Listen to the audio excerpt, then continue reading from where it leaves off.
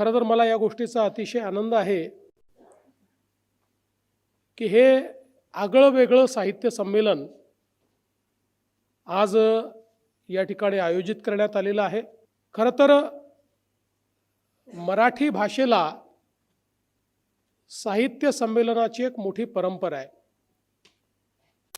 केवळ मराठी भाषाच अशी भाषा असेल की ज्या भाषेमध्ये 100 पेक्षा जास्त साहित्य संमेलनं होतात आणि मराठीच्या विविध अंगांची एक प्रकारे त्याचं प्रतिबिंब, त्याची झलक या साहित्य संमेलनामध्ये आपल्याला पाहायला मिळते।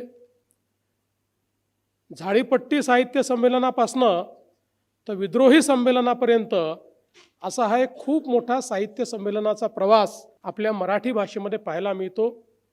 आणि मी दाव्याने सांगेन की साहित्यिकांचा इतका मोठा मेळा हा या देशातल्या दुसऱ्या कुठल्या भाषेत होत नाही, तो मराठी भाषेमध्येच होतो।